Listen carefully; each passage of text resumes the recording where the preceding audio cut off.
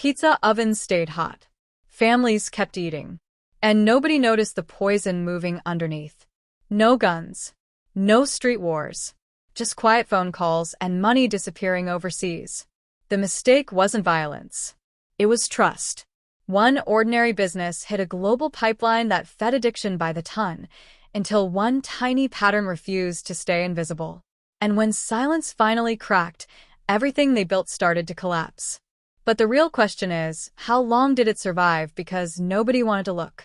Welcome my beautiful family and friends to my YouTube channel. Please click on subscribe, like, comment, and share this video.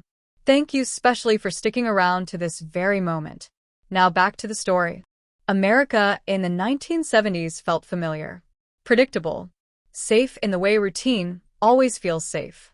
Neon signs flickered to life as the sun went down.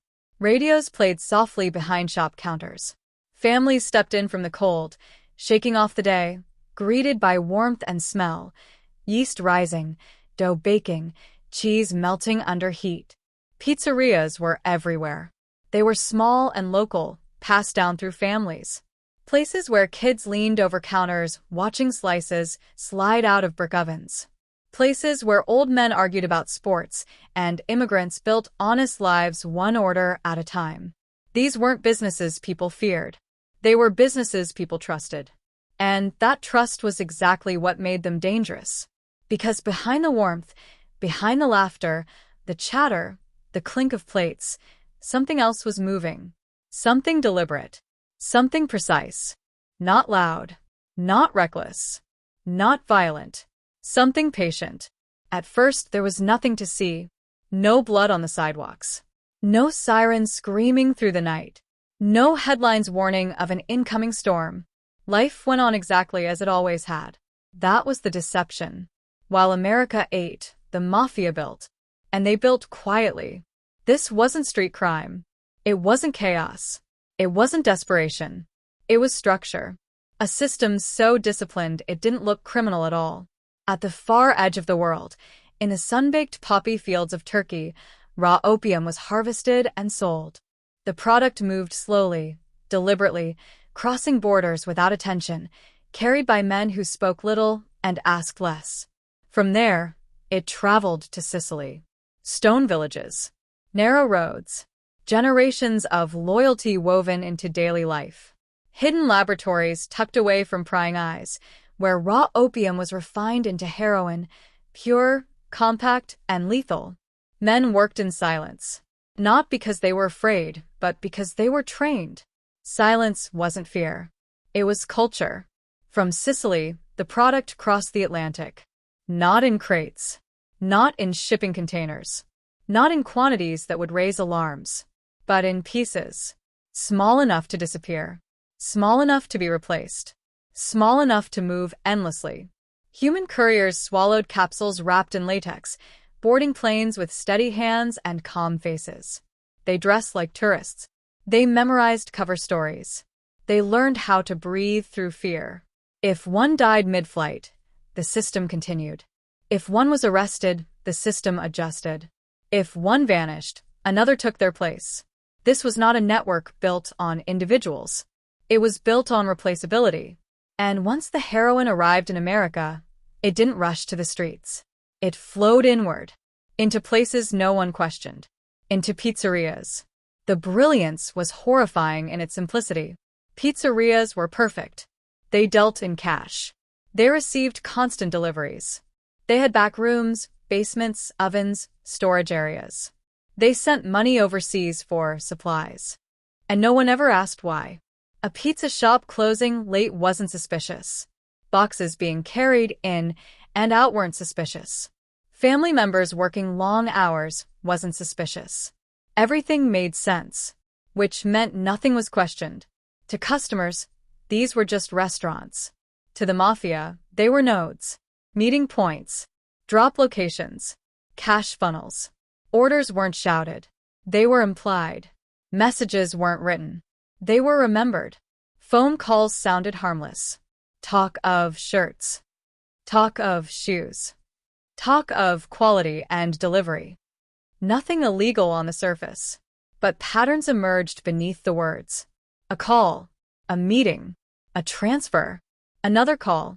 Always the same rhythm. Always disciplined. Always silent. What made this empire terrifying wasn't its violence. It was its restraint. The Mafia had learned something vital by the 1970s. Violence attracts attention. Attention invites collapse. So they removed violence from the equation. No public executions. No shootouts in the streets. No wars splashed across newspapers. Anyone who talked didn't become a spectacle. They simply stopped existing. Names faded. Memories adjusted. Life moved on. Fear didn't scream. It whispered. Entire neighborhoods began to change. Not overnight. Slowly. A few addicts here. A few overdoses there. Families whispered about sons who lost their way. Hospitals treated patients who never seemed to recover. Communities felt something wrong, but couldn't name it. There were no dealers to point to. No gangs to blame. No obvious enemy. Just an invisible poison seeping into daily life. The Mafia never saw the faces of those who died. They didn't need to. Distance made guilt unnecessary. Meanwhile, behind closed doors, money piled up. Cash counted carefully in rooms that smelled like dough and sauce. Bundles stacked, wrapped, prepared for movement. The same hands that kneaded bread during the day sorted fortunes at night. From America, the money flowed outward. To Switzerland. To numbered accounts. To financial systems designed to forget where money came from. Millions became hundreds of millions. Hundreds of millions edged toward billions. All of it clean on paper. All of it soaked in blood. The most unsettling part wasn't what the Mafia did. It was how long they did it. Years passed. Law enforcement saw the damage, but not the source. Politicians debated addiction while the supply remained untouched. Police chased street-level dealers while the architects stayed invisible. Because no one wanted to believe what the truth required. That evil didn't look like monsters. It looked like menus. It smelled like pizza. It sounded like laughter. The Mafia had hidden themselves inside normal life. And normal life protected them. This was not a reign of terror. It was a reign of routine. That was the corruption. They didn't just sell heroin. They weaponized trust. They turned community into cover. They turned food into camouflage. They turned silence into armor. Every slice sold without suspicion strengthened the empire. Every unanswered question kept it alive. At this stage of the story, no one knows what's coming. The Mafia believes it has perfected invisibility. Law enforcement senses something is wrong but can't see it. Communities feel the damage, but don't know where to aim their anger. The system is winning. Quietly. And that quiet is the most dangerous thing of all. Because nothing spreads faster than something no one is looking for. If you believe criminals should never be allowed to hide behind everyday businesses, hit subscribe. Silence doesn't protect communities. It protects criminals. The ovens stayed warm. The streets stayed calm. And beneath it all, death kept moving. Orderly, invisible, unstoppable. By the time law enforcement finally noticed the patterns, the damage was already done. Not because the clues were hidden, but because they were too ordinary. Heroin was everywhere, pure, plentiful, devastating. Yet arrests were scarce. Street dealers appeared and vanished without leading anywhere. Money moved in numbers that made no sense for the crimes being solved. Something massive was happening, and no one could see it. This wasn't one gang fighting for turf.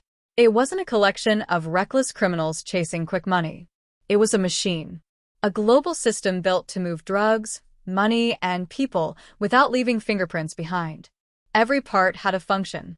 Every function had a replacement. Every replacement knew the rules. And the most important rule was silence. The machine began with bodies. Human bodies. Couriers boarded planes with calm faces and practiced smiles, carrying nothing suspicious in their luggage, because the real cargo was inside them. Heroin, sealed in latex, swallowed one capsule at a time. They learned how to walk normally, how to breathe slowly, how to answer questions without shaking. If a capsule ruptured, they died. If they were caught, they vanished into prison or worse. The machine did not pause. It adjusted. Because the machine did not care who carried the load. Only that the load arrived. Once inside the United States, the heroin didn't move through obvious criminal channels. That would have been loud. Instead, it flowed through familiarity.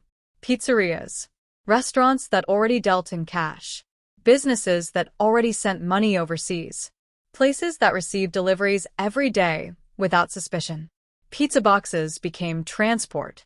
Delivery routes became supply lines. Back rooms became vaults. Nothing about it looked criminal. And that was the point. Money moved backward through the same system. Cash collected from street distribution was broken down, counted carefully, and laundered through restaurants that appeared legitimate on paper. Small deposits. Frequent transfers. Numbers that never crossed the line that triggered alarms. From there, the money disappeared into Switzerland. Numbered accounts. Anonymous deposits. Financial institutions designed to forget where money came from. By the time investigators tried to trace the flow, it had already dissolved into the global banking system. The money was gone. Clean. Untouchable. At the center of this invisible empire were men who never touched the product. Men like Gaetano Badalamenti. He did not sell drugs. He did not carry drugs. He rarely spoke about drugs at all. He issued suggestions. And suggestions were obeyed.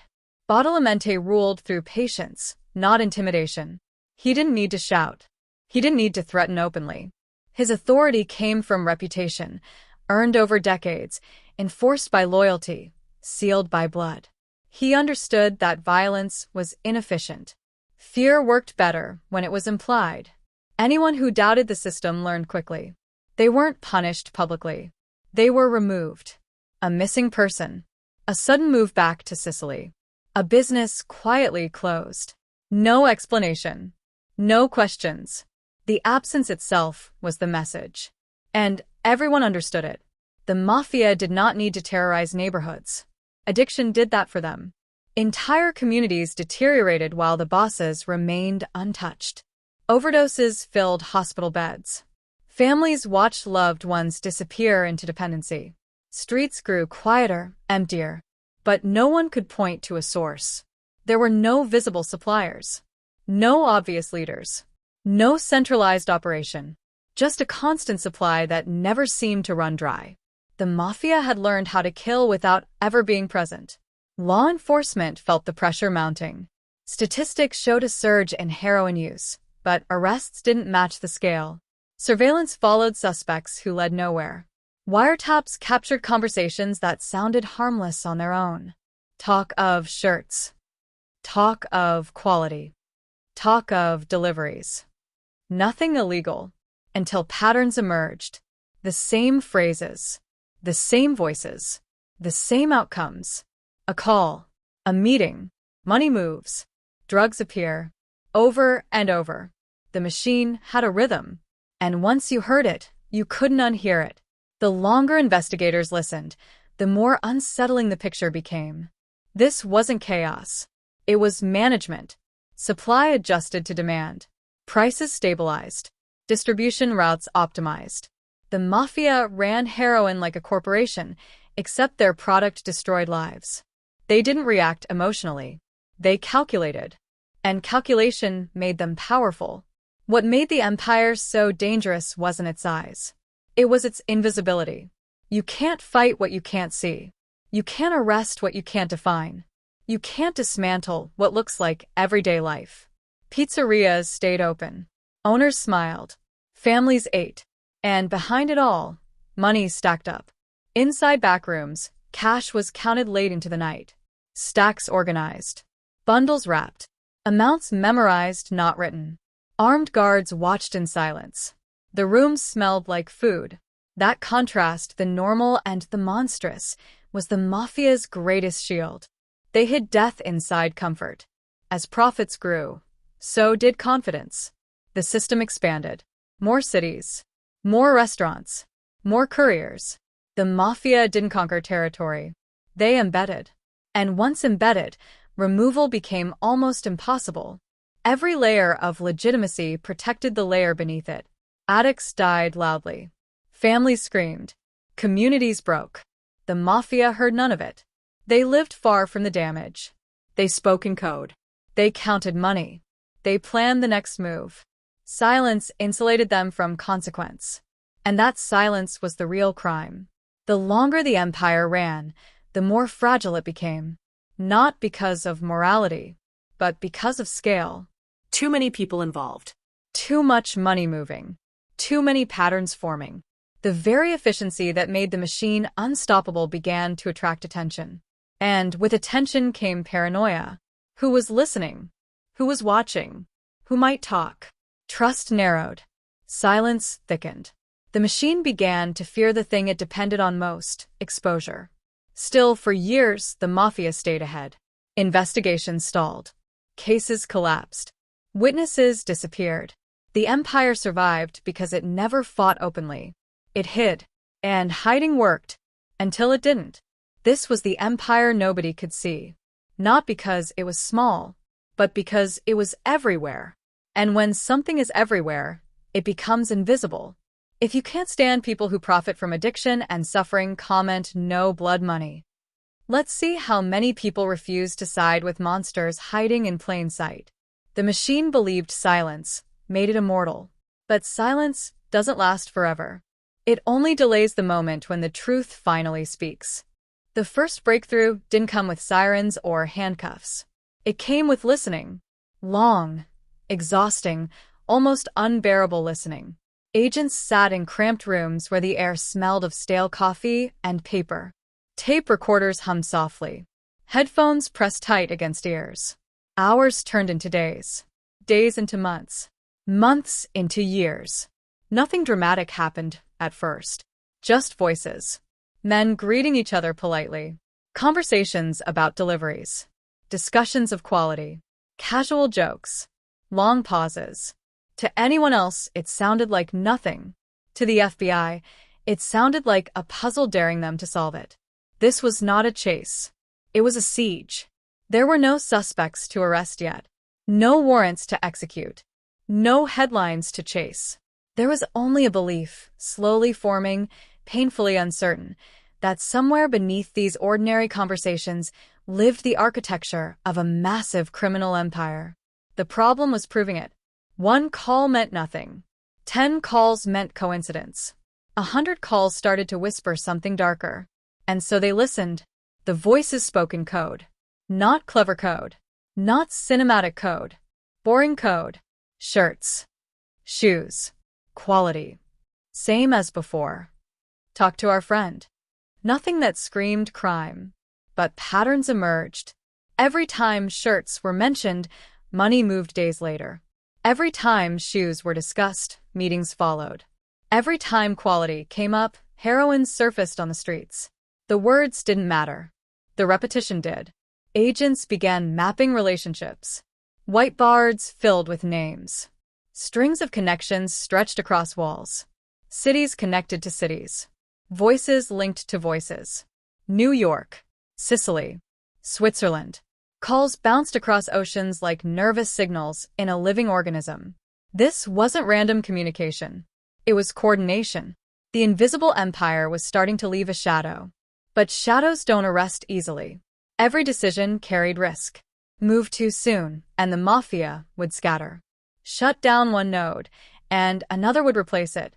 Arrest the wrong person, and the real architects would disappear. The goal wasn't disruption. It was dismantlement. And dismantlement required patience bordering on cruelty. Every day agents waited. More heroin hit the streets. They knew it. They felt it. Reports crossed their desks. Overdoses, hospitalizations, deaths. Numbers rose while their hands remained tied. That was the cost of strategy. Wait too long, and lives were lost. Act too fast, and justice was lost. This was the moral tension at the heart of the investigation. And it never eased. Wiretaps multiplied. Thousands of hours of recordings were logged, indexed, translated. Sicilian dialects were studied with microscopic attention. Linguists were brought in. Context was analyzed. Slang was dissected. A single phrase might mean nothing on its own. But repeated across dozens of calls, it became evidence. A language of crime hidden inside ordinary speech. Financial investigators followed the money.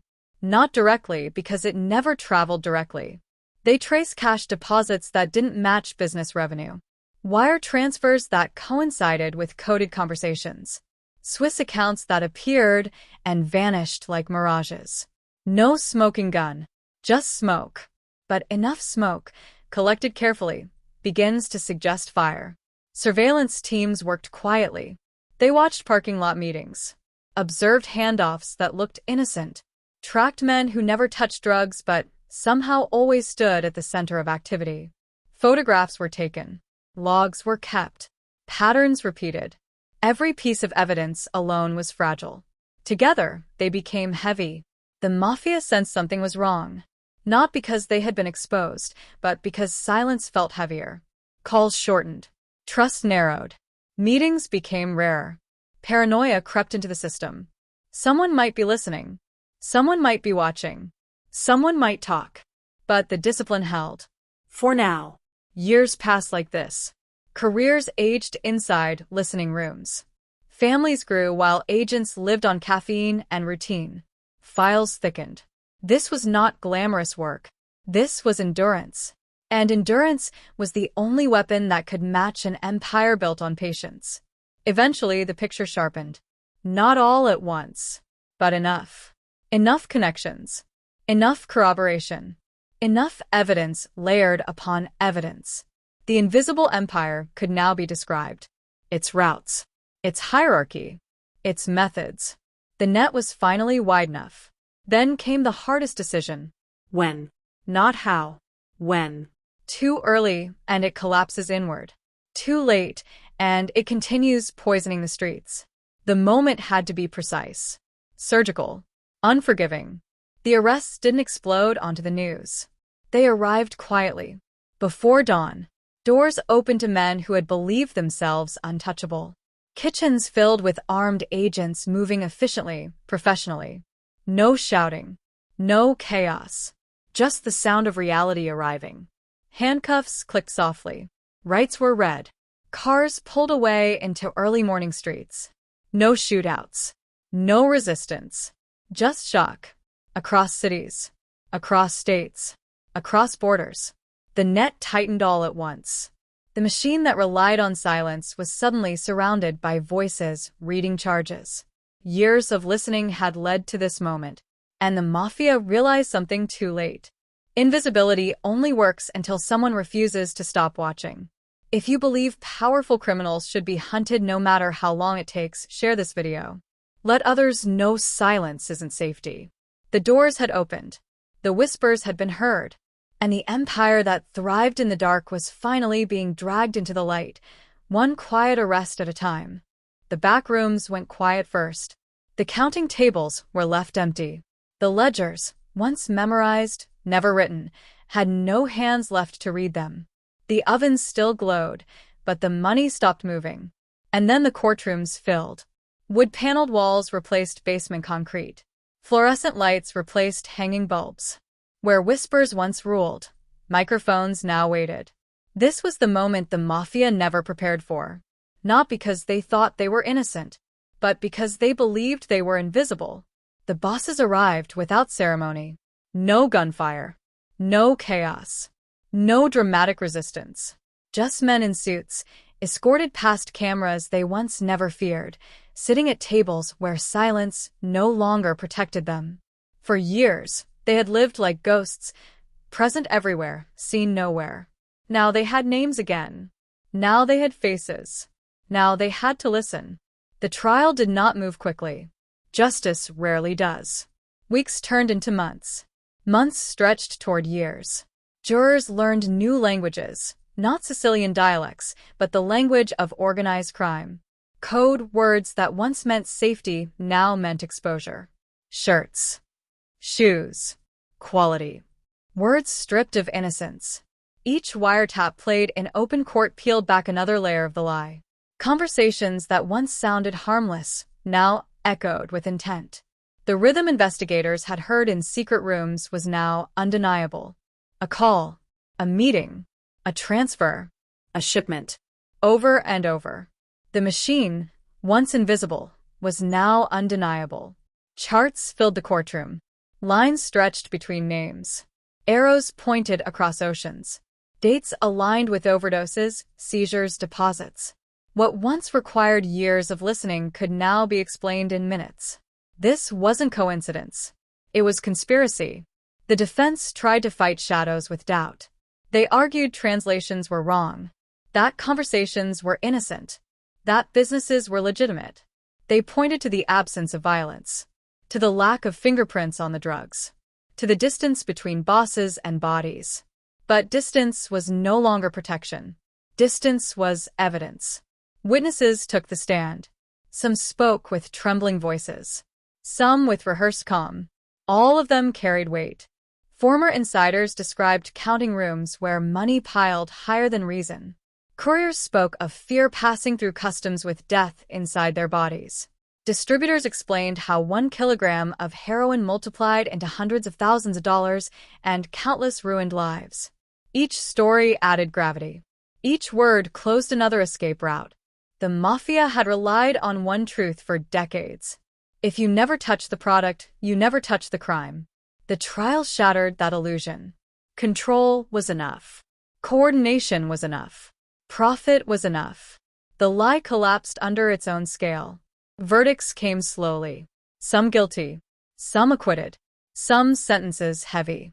Some painfully light. Justice, like truth, was imperfect. The courtroom emptied eventually. But the damage remained. Because while the Mafia faced judgment, the dead did not return. The addicts were still gone. The families were still broken. The neighborhoods were still scarred. No sentence could rewind time. No conviction could erase the years heroin flowed unchecked while silence protected power. That was the real cost.